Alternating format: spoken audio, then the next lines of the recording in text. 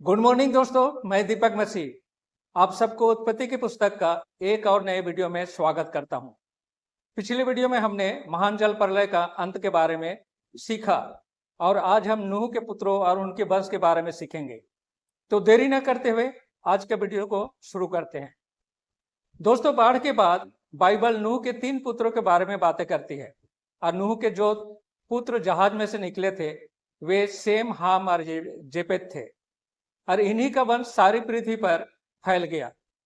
हाम तो कनान का पिता हुआ और कनान वादा किए गए देश का नाम भी है। बाद में परमेश्वर ने कनान देश को अब्राहम को देने का वादा किया और उसे आशीर्वाद भी किया और परमेश्वर ने अब्राहम के कारण पृथ्वी पर सभी को आशीष देने का वादा भी करता है। जैसा कि उत्पत्ति की पुस्तक 12 का 3 पदों में लिखा है, जो तुझे आशीर्वाद देंगे मैं उन्हें आशीष दूंगा तथा जो तुझे साप देंगे मैं उसे साप दूंगा और पृथ्वी के सब घराने तुझ में आशीष पाएंगे। परमेश्वर बाढ़ के बाद भी मनुष्यों को आशीष देना चाहता है। वह उन्हें आज्ञा देता है कि वे पृथ्वी को उसके परिवारों से भर दे, परंतु मनुष्य परमेश्वर की योजना के विरुद्ध जाते हैं। लोग एक ही स्थान पर रहते हैं और बाबेल का गुम्बद का निर्माण करते हैं। जैसे कि उत्पत्ति की पुस्तक 11 अध्याय का 1 से 9 पद में लिखा है, सारी पृथ्वी पर एक ही भाषा और एक ही बोली थी। उस समय लोग पूर्व की ओर चलते चलते शिनार देश में एक मैदान पाकर उसमें बस गए। तब वे आपस में कहने लगे कि आओ हम ईंटें बना बनाकर भली भांति आग में पकाएं। और उन्होंने पत्थर के स्थान में ईंट से और चूने के स्थान में मिट्टी के गारे से काम लिया। फिर उन्होंने कहा, आओ हम एक नगर और एक गुम्बद बना लें जिसकी चोटी आकाश से बातें करे। इस प्रकार से हम अपना नाम करें, ऐसा ना हो कि हमको सारी पृथ्वी पर फैलना पड़े। जब लोग नगर और गुम्बद बनाने लगे तब इन्हें देखने के लिए यहोवा उतर आया और यहोवा ने कहा, मैं क्या देखता हूं कि सब एक ही दल के हैं और भाषा भी उन सब की एक ही है। और उन्होंने ऐसा ही काम भी आरंभ किया और अब जितना वे करने का यत्न करेंगे उसमें से कुछ भी उनके लिए असंभव ना होगा। इसलिए आओ हम उतरकर उनकी भाषा में गड़बड़ी डालें कि वे एक दूसरे की बोली को न समझ सके। इस प्रकार यहोवा ने उनको वहां से सारी पृथ्वी के ऊपर फैला दिया और उन्होंने उस नगर का बनाना छोड़ दिया।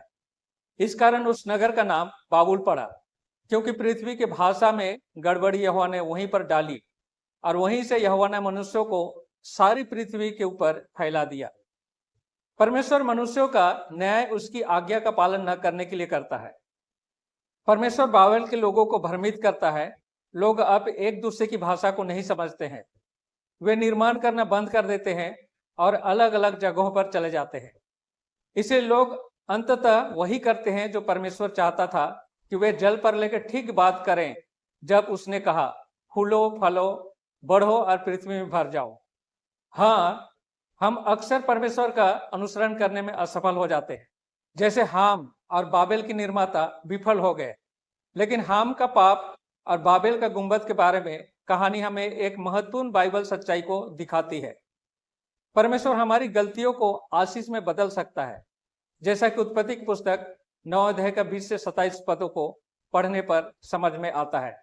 लिखा है, और नूह किसानी करने लगा और उसने दाख की बारी लगाई और वह दाखमधु पीकर मतवाला हुआ और अपने तंबू के भीतर नंगा हो गया। तब कनान के पिता हाम ने अपने पिता को नंगा देखा और बाहर आकर अपने दोनों भाइयों को बतला दिया। तब सेम और जेपेत दोनों ने कपड़ा लेकर अपने कंधों पर रखा और पीछे की ओर उल्टा चलकर अपने पिता के नंगे तन को ढांप दिया। और वे अपना मुख पीछे किए हुए थे, इसलिए उन्होंने अपने पिता को नंगा ना देखा। जब नूह का नशा उतर गया तब उसने जान लिया कि उसके छोटे पुत्र ने उससे क्या किया है। इसलिए उसने कहा, कनान शापित हो, वह अपने भाई बंधुओं के दासों का दास हो।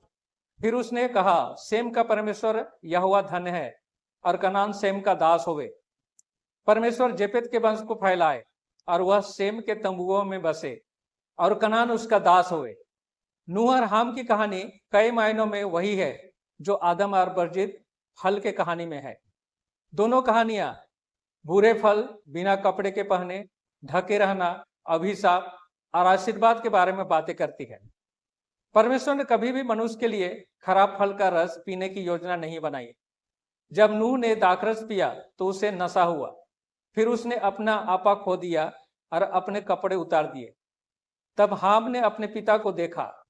हाम कुछ वह देखता है जो उसे नहीं देखना चाहिए, इसलिए हाम हवा के समान है जिसने वर्जित वृक्ष को देखा। हाम और हवा के बीच का यह संबंध हमें दिखाता है कि हाम ने संयोग से कुछ नहीं देखा। हाम ने अपने भाइयों को अपने पिता को बिना कपड़े पहने देखने के बारे में बताया, लेकिन हाम ने अपने पिता की मदद करने की कोशिश नहीं की। हाम ने नूह को वैसे ही छोड़ दिया जैसे वह था, परंतु सेम और जेपेत तुरंत अपने पिता को कपड़े से ढक देते हैं। जब हम अपने माता पिता का सम्मान करने में असफल होते हैं तो हमें भविष्य में समस्याएं होगी। हमने अपने पिता का सम्मान नहीं किया, इसलिए परमेश्वर हाम के पुत्र कनान को श्राप देता है। यह श्राप भविष्य में हाम के जीवन और उसके पुत्र कनान के जीवन को बदल देगा। हमें इस कहानी का उपयोग यह कहने के लिए नहीं करना चाहिए कि हमें किसी ऐसे व्यक्ति से घृणा करनी चाहिए जो हाम के वंश से आता है। श्राप केवल हाम के पुत्र पर लगाया जाता है। यह श्राप हमें दिखाता है कि कनान के भविष्य के बच्चे उन्हीं अपराधों और पापों के दोषी होंगे जो हाम ने किए थे। कनान के श्राप में सेम के लिए आशीष भी शामिल है। यह आशीर्वाद क्या है? कनान का नाम हमें एक बड़ा संकेत देता है। इब्रानी भाषा में कनान का अर्थ है किसी चीज को नियंत्रण में लाना। यह नाम हमें दिखाता है कि भविष्य में सेम का वंशज कनान के बच्चों से वादा किए गए देश को जीत लेगी। वह जीत परमेश्वर के लोगों के लिए उद्धारकर्ता के इस पृथ्वी पर आने का मार्ग तैयार करना संभव बनाएगी। उद्धारकर्ता जेपेत के बच्चों को सेम के तंबुओं में रहने देगा, जैसा कि उत्पत्ति पुस्तक 9:27 में लिखा है। परमेश्वर जेपेत के वंश को फैलाए और वह सेम के तंबुओं में बसे और कनान उसका दास होवे। यह पदस्थल भविष्य के बारे में एक विशेष संदेश है। यह हमें दिखाता है कि परमेश्वर पृथ्वी पर सभी के लिए अपनी बचाने वाली दया की पेशकश करेगा। तो हम देखते हैं कि अंत में हाम पर श्राप पृथ्वी पर सभी लोगों के लिए एक आशीर्वाद बन जाता है। तो दोस्तों, आज के वीडियो में यहीं पर समाप्त करते हुए आप लोगों से विदा लेता हूं। कल एक और नई वीडियो के साथ फिर मुलाकात होगी। तब तक के लिए गुड बाय। परमेश्वर आप लोगों को आशीष दे। आमीन।